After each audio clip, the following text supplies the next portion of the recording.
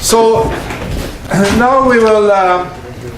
So every master program has to have to bring in ethics into the program, and we can have ethics as a separate course, or we can integrate it in other courses. And we decided to integrate it into this course.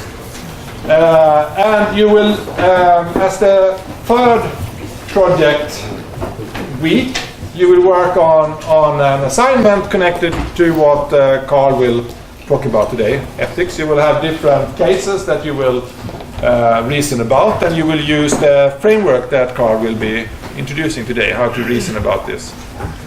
So we're very glad to have you here, and yeah, please. Thanks. So I should say that, does everyone hear me? I guess I'm sort of loud, but it's a huge auditorium, and I'm standing down here. It's always difficult to reach up. So I have a lot of texts on the slides, and that is because I will send my slides to Knut, so you can look at them afterhand if you need to have some sort of help when you are discussing your own cases. So that is why. But something about me. I'm a practical philosopher. I have a PhD in that. I'm a guest teacher here at Chalmers, but also in a variety of places. I'm sort of everywhere because nobody has a PhD in practical philosophy. Because there is no, people say that you can't get a job, but you actually can, but you need a PhD first. So that's why people don't get into it. So I'm at Handels, Sahlgrenska, and a lot of different places. And my permanent position is as RISE. It's a big research institute. It's the biggest research institute here in Sweden, where I'm a researcher. So actually we employ a lot of people from Chalmers, from a lot of different sort of fields, and I'm working there mainly with social sustainability and building projects. So I'm that sort of guy. Okay, just say something about the chief aim of ethical reflection. So you will not be able to come up with the right answer, I think, just as you won't be able to come up with the final and right answer to how to do anything in life, describe the sort of drone things that you do. There will always be development, of course. But what you want to come up with is a well-grounded decision that you can decently defend after the fact, after something catastrophic have happened, or what have you, and that reasonably people might accept. So, I mean, how good the argument it doesn't matter, basically. I mean, to some people, you will be doing the wrong thing, whatever you say. So those people are people you can just, don't care about. So care about those who are in your camp or those who are not decided yet. So you want to have a position where those people can actually think that this guy or this girl has, a good case here for what they have done. So that is the aim, right? And I think that is sort of a reasonable aim. And please interrupt me if you have any questions or anything. And if you have any questions afterwards, I'm easy to reach by email. And you can Google me, even though I'm ungoogleable, as people say, because I have 4 employers. But I can be reached at every email you can find on the internet. So it's quite easy. And my name is quite strange, so it's quite easy to find me. Right. So how can we prepare to be these well-reasoned people? Right, so the first thing is to examine, to do the basic engineering stuff. To look at alternatives, to look at the consequences of the different sort of alternatives, and so on and so forth, how people are affected, and a lot of these sort of different things that we are going to talk about in a few minutes. And then you're going to do something you also do as engineers. You're going to have to examine, okay, what values are at stake here? So I'm working a lot with design and designers, design engineers, and they want to make their products available for a lot of different sort of peoples with a lot of different sort of handicaps, say. So this is sort of a real big deal in this sort of case, or in your everyday case when you're actually working out there. And then you have to somehow, in some cases, you will have a conflict of values. And then you have to say something about and think about, okay, how should we do now? What should we think now? Right? So those are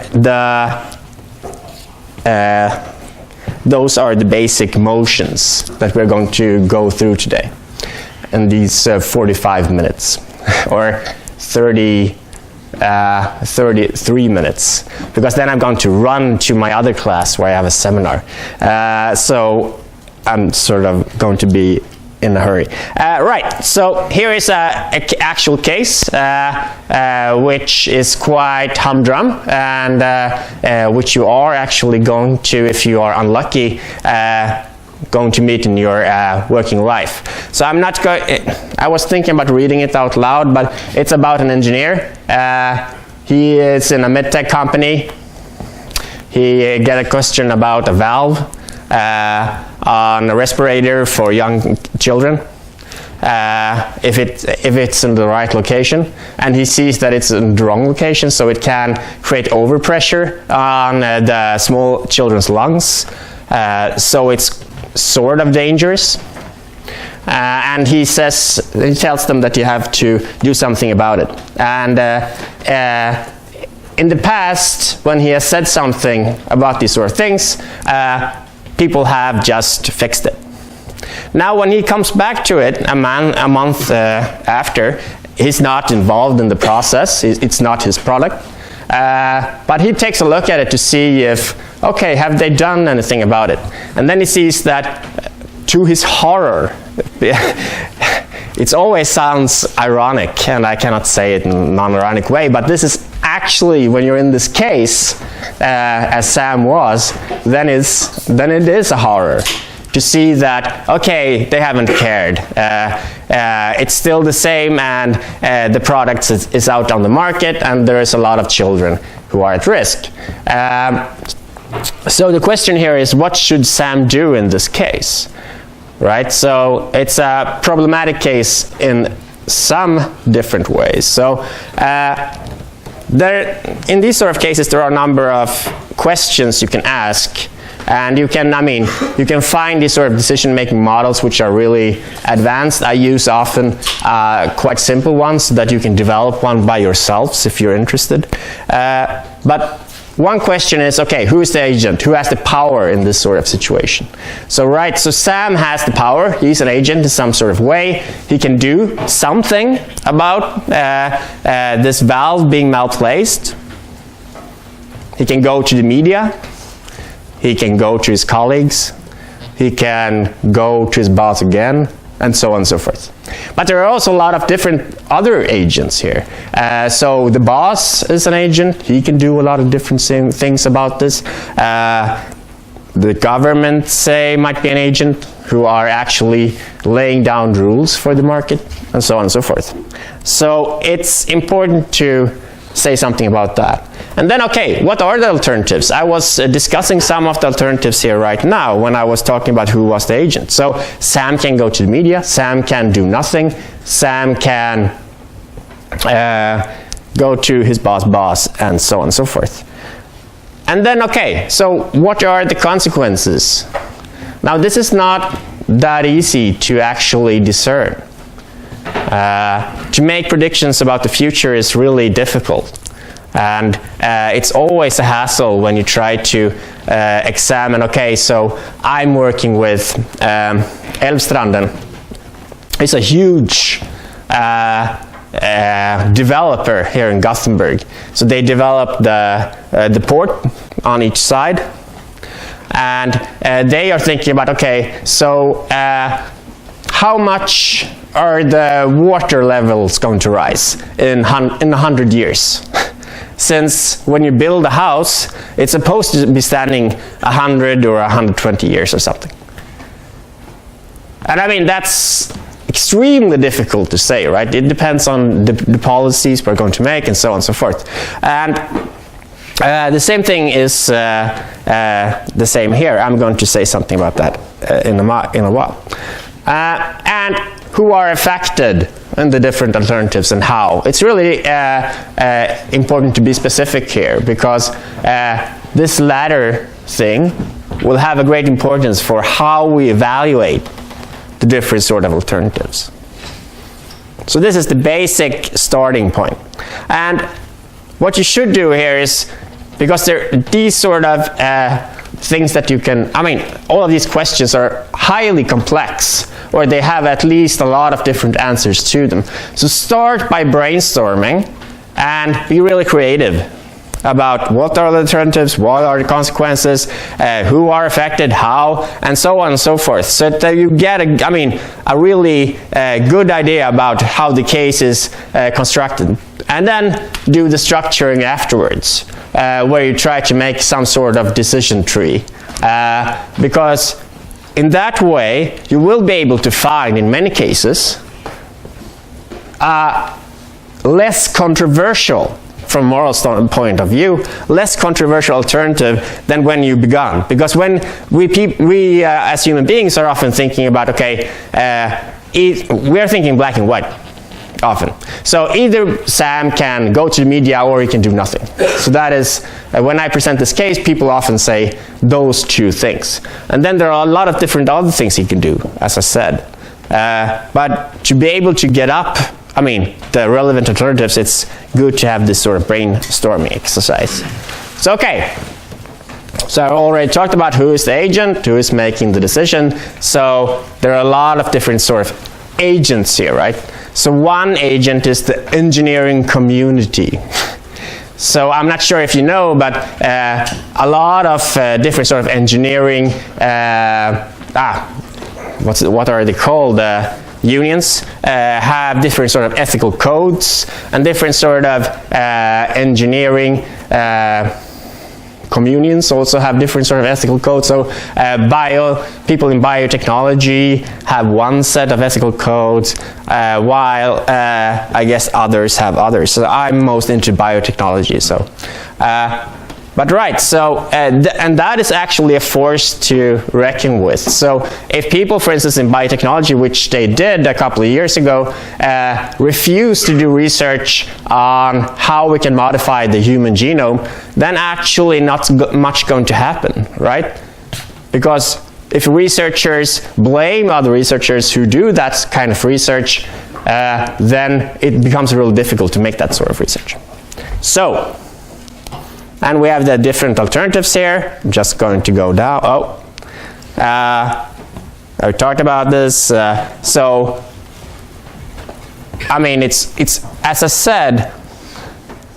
So, right. So the alternatives is not that easy that you just do something, or I go to the media or something like that. As I try to start to suggest here, they are even more complex, of course. So, when Sam went to his boss, the context was an American one. And in the US, you have a very hierarchical kind of structure in the companies often, and so was the case here. So when someone confronts a boss in that context, the boss might not want to yield immediately in front of the other colleagues, right? So you don't want to lose face. So I mean, one alternative here could have been, or alternative, but one one alternative of procedure for Sam could be doing nothing, and then have an eye on what's happening to see if the boss goes back and does something about the valve, and if he does not, then he can take other precautions. So the point here is that do your work here in this part where we try to map exactly what happens, because then you will have a much easier time, as I said, to produce a good argument in favor of what you are doing, or actually choosing in the end. So here are some of the consequences, and I haven't written out the probabilities, but these are some of the possibilities. So one is when you're doing nothing, is that children might be harmed, of course. But another alternative, or another possible consequence here, is that they don't get harmed, since the boss actually does something about it, even though he says that he won't. So that might be a consequence. And then you have to map out the different sort of probabilities depending on, or I mean, you can be quite sure on some sort of probabilities here depending on how much you know your boss. So some people you know quite well, right? So you know that they are on time. They're on time if no catastrophe happens. You have known them since they were small, and they've always been on time. Then you can count on that they are on time today with a quite high probability. If you don't know them, then it's much more difficult. And going to the boss, of course, Sam might solve the problem with the children being at risk, but the boss might just fire him for being subordinate and not do anything about it because he thinks that, no, the risk is small, it's worth it. And there's a lot of, those kind of cases. So the most classic case is, I'm not sure if it's Ford, some sort of big automobile company in the 70s. They didn't make a recall, even though that they knew that the cars were spontaneously caught on fire, and the people was burned alive in them because they didn't have the time to go out. But they felt that it was worth it because a recall was more expensive than actually paying off the families who had people who were dead and suffered from these sort of car-related incidents. So that is sort of a normal thing to do in a company, to make those sort of calculations. And the government does it all the time. So for instance, people who I work with who are the main agencies of roads, for instance, Trafikverket, I'm not sure what they are called in English, the traffic department, perhaps the road department.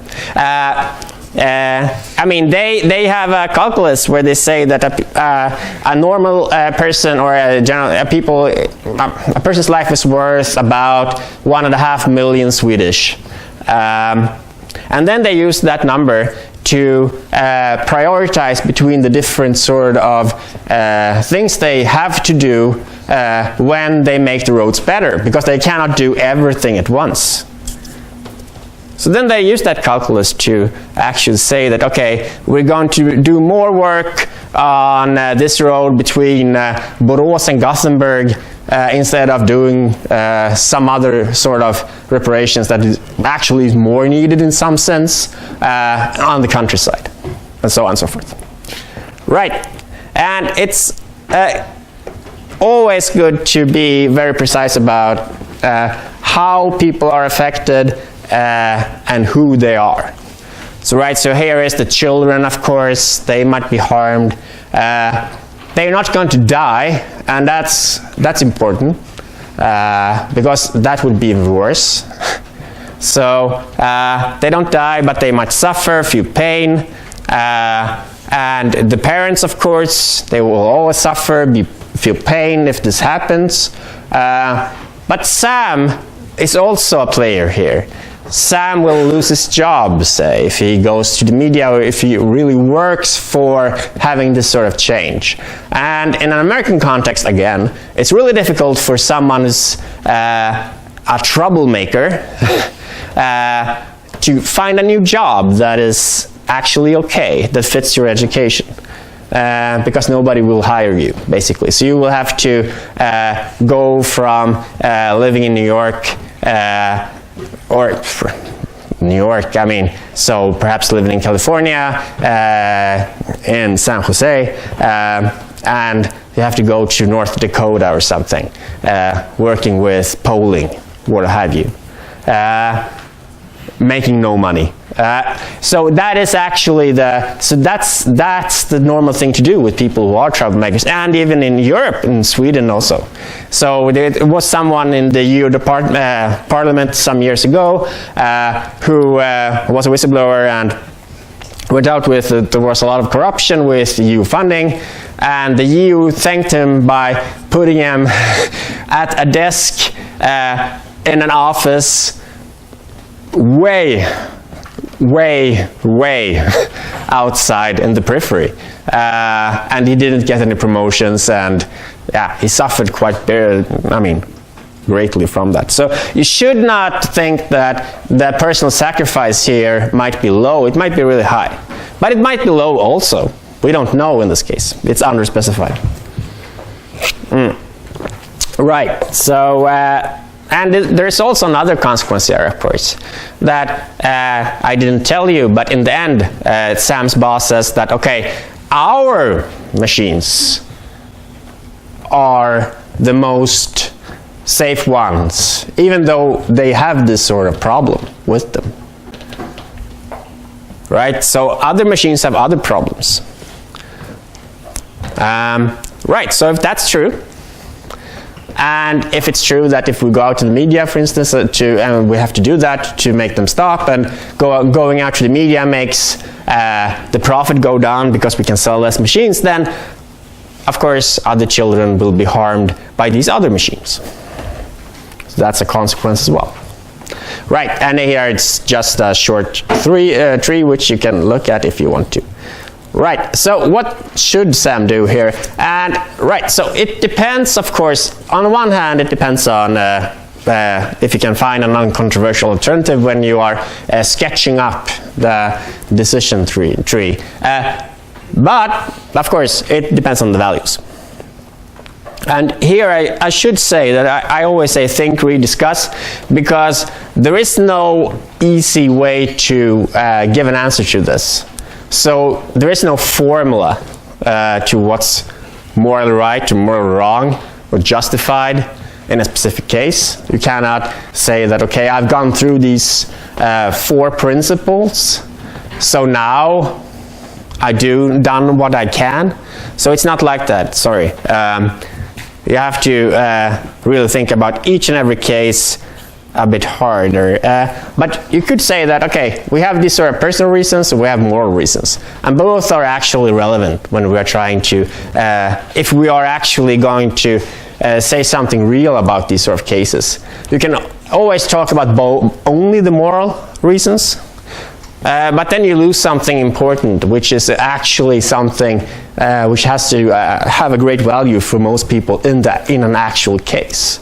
So think about both the personal and the moral reasons. So what is good for me and what is the right thing to do? And they are not always in conflict, even though you might think so. So right, so one idea here is that you should try to maximize your own, if you're talking about personal reasons, you should try to maximize your own well-being, for instance. You should try to be as happy as you can. That is sort of the rational thing to do. If you think about the personal things. And then you have to sum up the values probabilities and do the thing we did just now. So then the question becomes, okay, how can we achieve this good life? How can we achieve this sort of this maximization of personal values? And here's Bill Gates. He was, at some point, some sort of IT guy. Now he's more like a fundraiser, and earns a lot of money on his company. Right, but when you look at the empirical studies, there have been a lot of empirical studies on quality of life, and these sort of cheesy things always comes out. So actually doing good things make you happy. So being in a charity or running a charity is a really good thing instead of running your company. If you have a lot of money. And having a meaningful job, so that can be, I mean, of course, feeling that you do something good for the world, but it could also be that it's fun and creative and stuff like that. Having close and meaningful relationships is also a very strong determinant, and not being overly materialistic. Right. And I can just say here, just before I go on, that number 3 here is actually quite important when you think about, so here we have some sort of, or perhaps I'm not going to go into that. You can think about that by yourselves afterwards. Okay, and determinants of unhappiness. And this is also important because we always, and we are really bad at actually determining our own levels of quality of life. We are really bad at that. So we don't know what makes us happy often, and we don't know what makes us unhappy. So it's really difficult to make these sort of predictions. So for instance, when I'm working with social planning or social sustainability and urban planning, I often see that people underestimate how unhappy we become by commuting. They think that, oh, that's not a problem. But it's a huge problem if you look at numbers, at people's quality of life and health and stuff like that. And here is something else, moral stress. So one reason for why people like me are highly sought after today is because when people are doing stuff that they don't feel that comfortable with, or they feel that it's something perhaps problematic with what they are doing. In healthcare, for instance, they might have too little resources to be able to do what they want to do. You might working with the weapons industry or something like that, tobacco or something like that. Then you can feel something which is today called moral stress, which causes burnout, and it's quite a big problem. So people in these sort of businesses are often working with trying to alleviate this somehow. And one way to do that is to actually go through, okay, what do I think about my job? What do I think about my job situation? And do the things that we are doing, I went through here. Can I do something else? What are the consequences? Who are affected? Just doing that alleviates some moral stress. And it also makes people quit their jobs.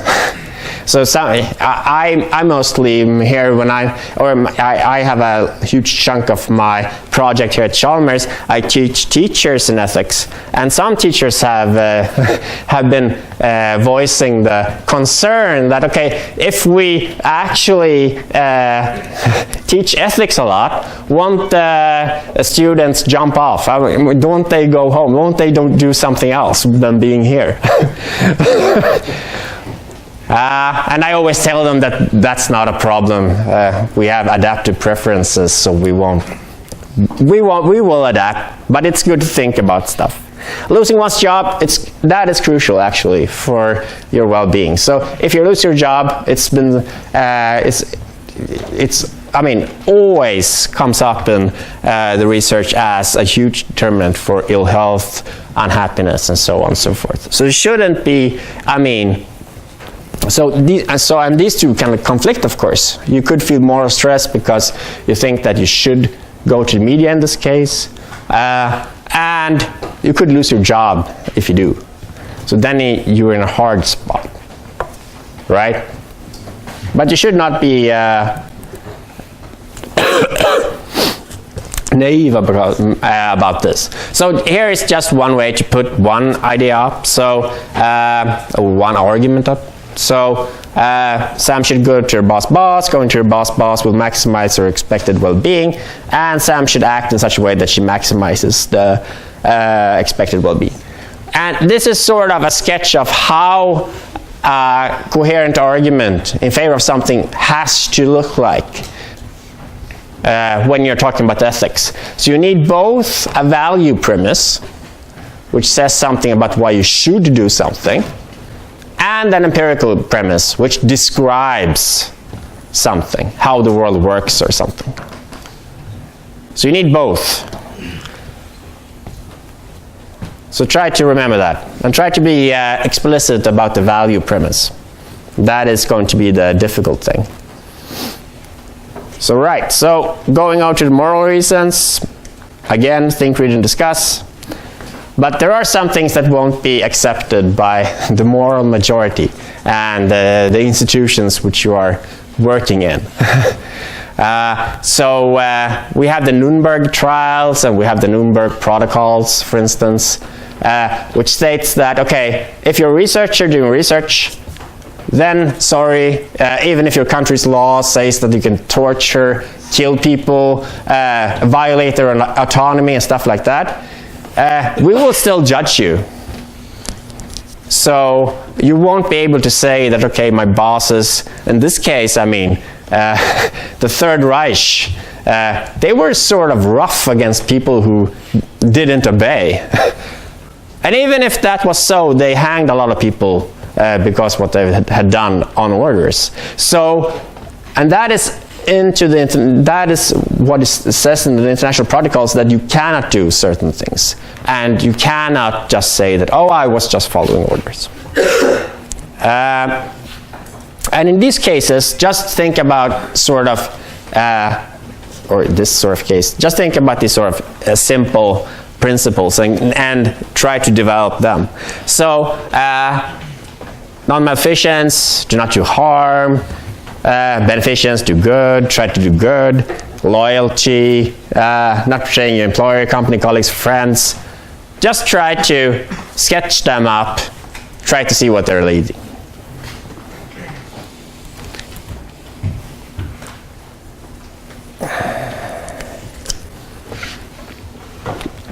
All right, and then there's a lot of different sort of ways in doing that and trying to actually discern what these sort of things or this principle means.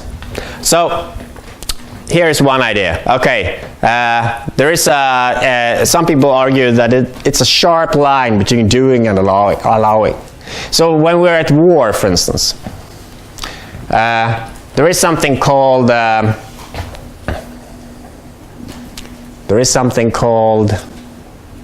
which I totally forgot now. When you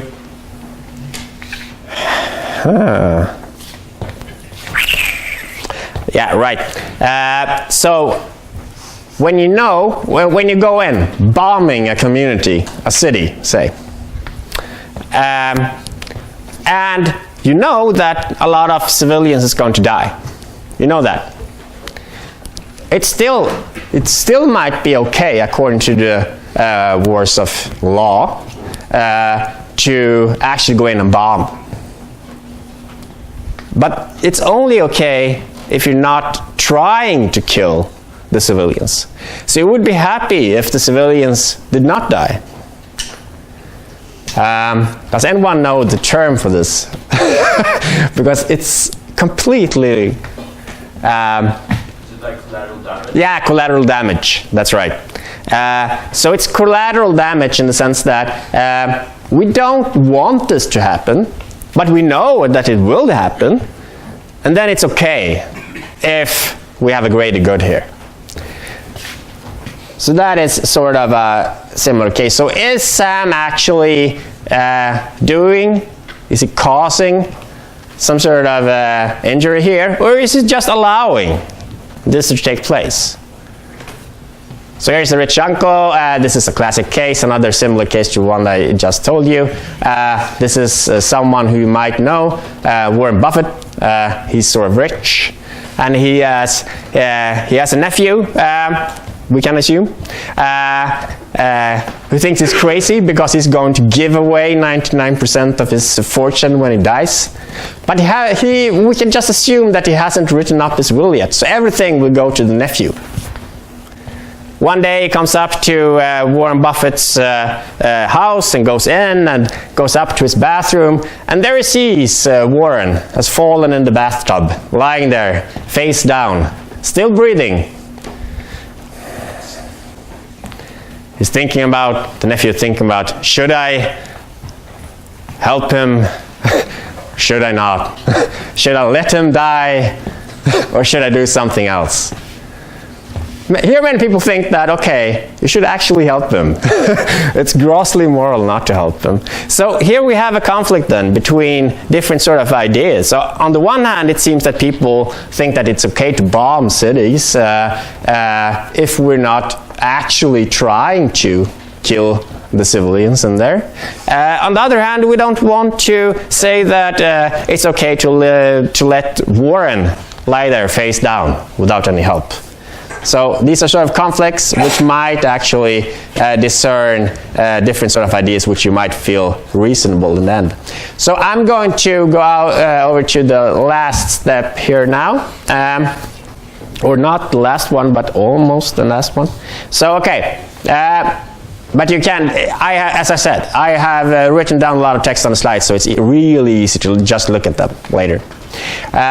Okay, so here is a case about, here's an idea about, okay, how should we weigh these sort of different goods, so to speak, when they are in conflict?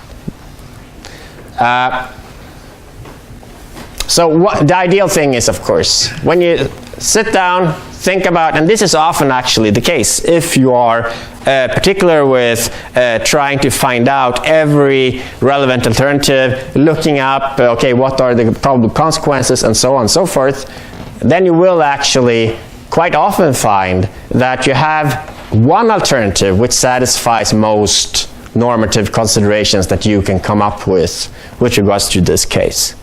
So that is, and they are sort of in line, the prudential, i.e. the things that are good for myself and that are just good or right to do and stuff like that.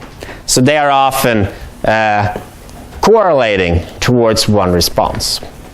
But that is not always so.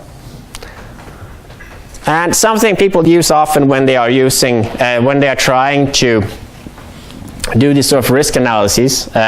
So when people are, for instance, thinking about, okay, should we build our city down at the harbor even though we know that the water will probably rise 5 meters or so?